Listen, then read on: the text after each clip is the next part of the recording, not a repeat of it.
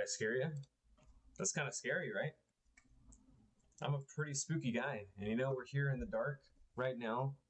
It's dark time, it's nighttime, and we are gonna look at this chess game that I played about a week ago. I played a few different games against this guy. This game, I'm playing as white, and typically, as white, I like to go for knight f3. Pretty much every single game. I'm giving away all of my secrets here. Pretty much every single game, I go for knight f3. The main reason why is because it is a bit of an offbeat opening. Pretty early on, you can get a lot of people out of prep, but not only that, this is one of those moves that you can still get a crazy advantage with if you can do things properly, which is easier said than done. Typically, when I play knight f3, I'm really playing more of like d4 openings, but it's more of like a delayed d4 queen's pawn type of stuff. I really like it, and I've had great results with it. So my opponent is going for this knight c6, which I'm not the biggest fan of, to be honest. I mean, I'm sure that it's fine, but I would have preferred to have seen him put some pawns in the center. But there's really nothing necessarily wrong with this. And even looking in the database here, it looks like there's Kramnik versus Ivanchuk. There's strong games here that have been played. But anyways, going with my setup here. Putting a pawn in the center. Of course, you can't take because it's defended so many different times. So he's copying me the same way. Basically, my whole idea is to get the center under control, but more indirectly. Instead of going for like a direct confrontation, I'm trying to laser beam things from the sidelines. This move by him, I am not a big fan of at all. It looks like it's been played before, but I really would have preferred to see him just try and get some stuff developed, or just even just copying me for a while would be a bit more efficient than this. I'm not sure what the idea is for this is. Actually, let me see here. This has hardly ever been played at all. Oh, wait, no. This has been played 3 times in this database, in the Masters database. So, okay, extremely rare move. Kind of funny. I'm going with my typical plan. Apparently, we're completely out of theory here. Computer's not a big fan of this move, but I'm ignoring the computer for right now. What we're going for is practical chances. And I typically go here because I'm going to fianchetto this bishop. Long term, the black king typically castles this way, and my whole idea is to get resources ready and aiming at the king's position. That's what the point of this bishop's going to be. I use the knight for this in a lot of different situations. I have this knight that could potentially come in to help reinforce. I also have pawn breaks here that I can do. This opening is very flexible, which is one of the things that I really like about it. Plays this move. This is a long time coming.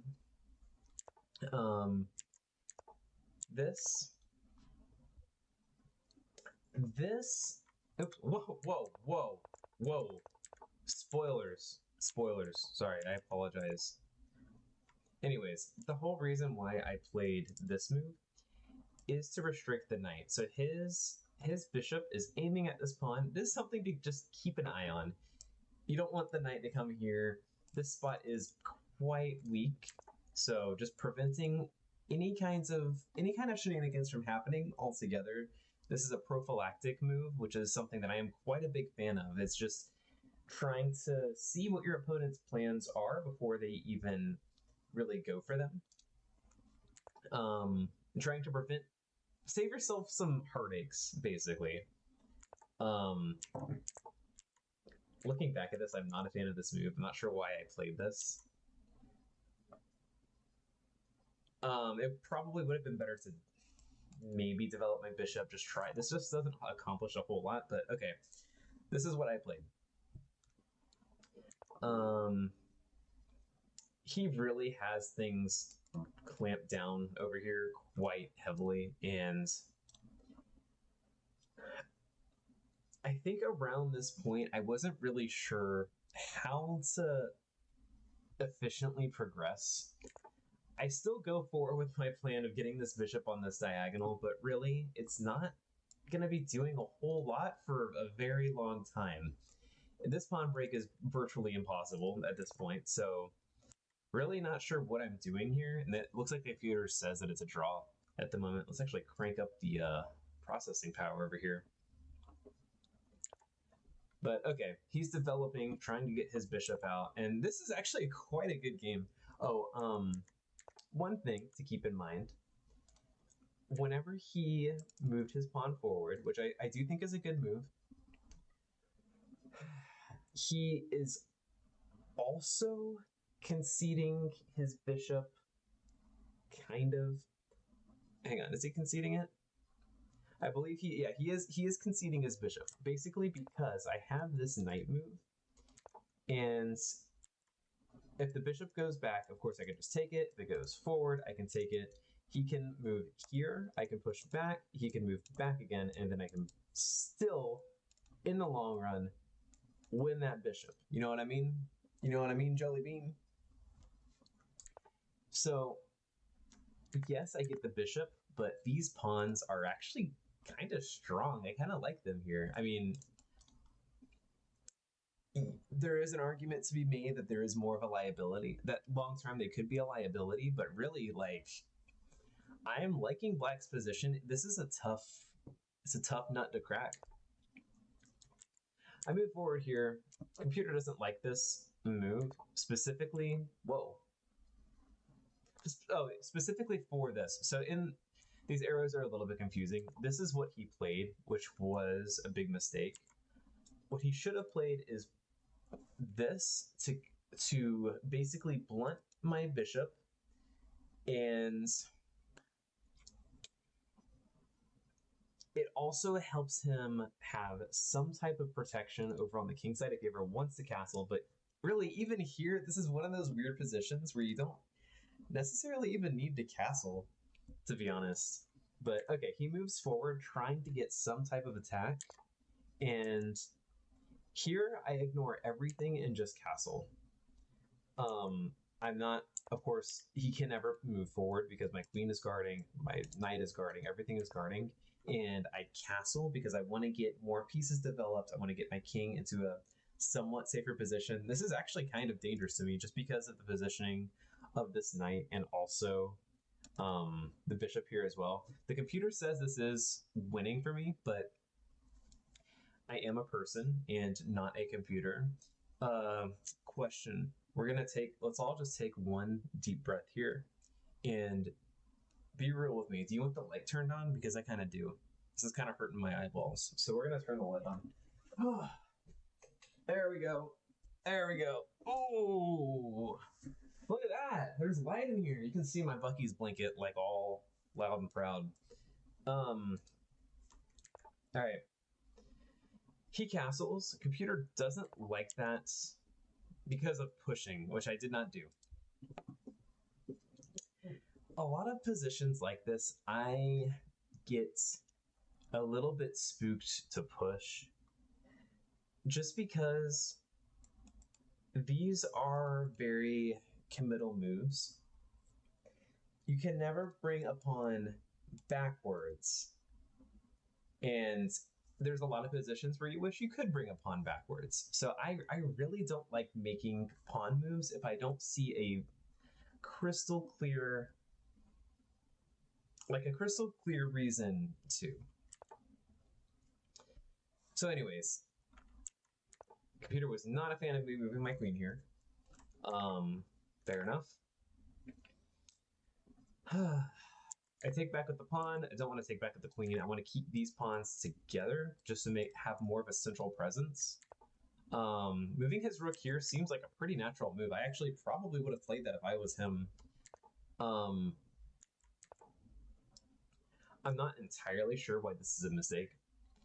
One of the things about this position is that it is getting complicated enough to a point where there are some moves that are hard to understand without really taking a deeper look at them. So, okay, I guess the computer wants the knight to move here to just reinforce this pawn, and then also have another idea of bringing this knight into the game over onto the king side, which I do like that idea quite a bit.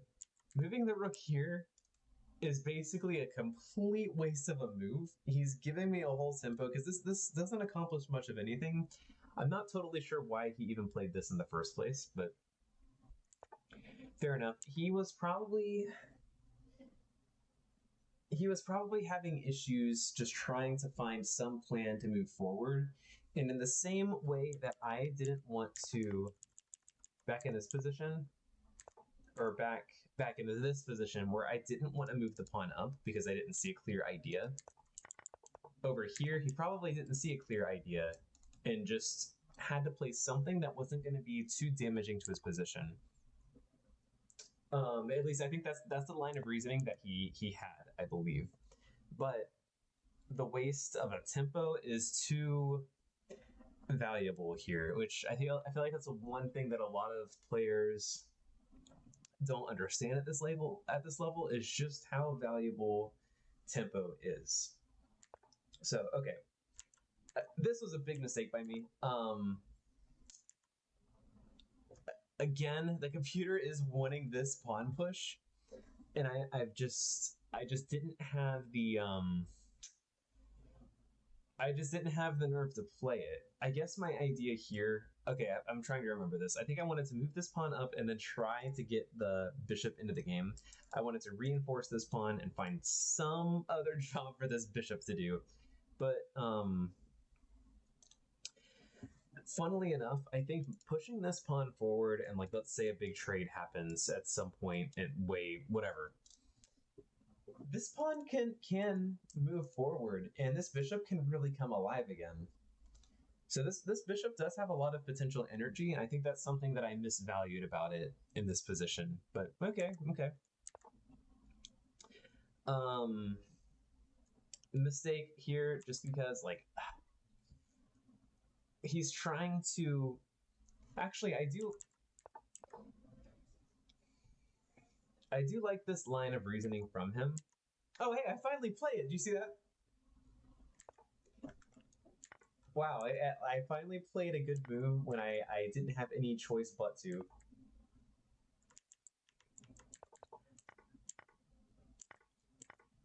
Looking back at this, I have no idea why I just didn't play that sooner. Okay, yeah, just, of course, just gotta be careful. Don't get checkmated. Don't let anything goofy happen. You can just block, and there's no kind of sacrifices here or anything just because it's defended so much. And really, in this position, so what he was going for was a little bit funky. He might have just missed that this is also under attack, and there is no other way to defend it. And not only that, I have the option to take here. He has to take back, and then I can take his knight while also attacking the rook at the same time. So from this point forward, really everything is quite simple. This is just a matter of cleanup. Like, even positions like this, yes, it's 7.1. Actually, it's significantly... Okay, let's see what it goes to. But even positions like this, it's important to not rush because you can still blunder a piece back. I mean, like, in my opinion, it is quite hard to lose from here. But you still have to have proper technique. So taking this pawn over here on this side, finally, and he really, like, he can't even come after it just because this rook is defending. I might have wasted a little bit of time even pushing this pawn. I didn't necessarily need to do that. I think the reason why was just to permanently have this bishop in place. Everything here is winning for me, but there are more efficient ways of accomplishing what I need to accomplish. but it doesn't matter too much. But I feel like this is something that I need to take a bit more seriously. But all right, one thing here, he can't move here even just because I push again and then I'm queening no matter what. Even here, it's, oh, I think I lost the pawn here. This is a this is a mistake by me. Even when I'm analyzing this again, I missed this check. He had this. He got me there. He wins the pawn back, and that's a great example of me just getting a bit careless. That happens in games like this, especially if you really feel like you're winning. But okay, getting my rook in, just trying to get him by the king. He's attacking, but gives up a pawn. None of this is really good. So I could go here and attack the bishop again. I go over here just to fork the rook and the pawn.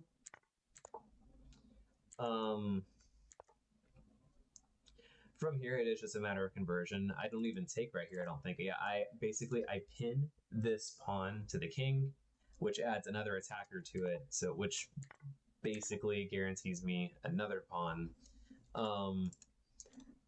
His bishop can get in. Not the biggest concern since I'm attacking another pawn. Like from here, these pawns are just home free. Like you're not gonna, this is never going anywhere. Funnily enough, this bishop is close to getting traps, especially, I believe it gets, if he ever moves this pawn, don't listen to me, don't listen to me. I was gonna say if he moves the pawn forward, I could just come here, but I definitely can't because that's defended.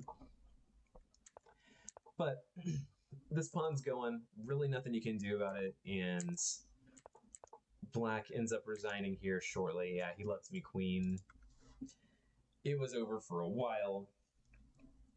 But okay, great game. I think that this was actually there was quite a lot here to unpack. I think this e4 push was a big blind spot for me for quite a while, quite a number of moves. I feel like I could have just made my life so much easier if I had seen this.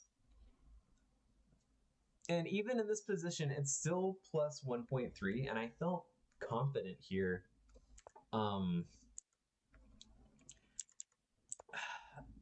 But my life would have been easier if I had just pushed. Like I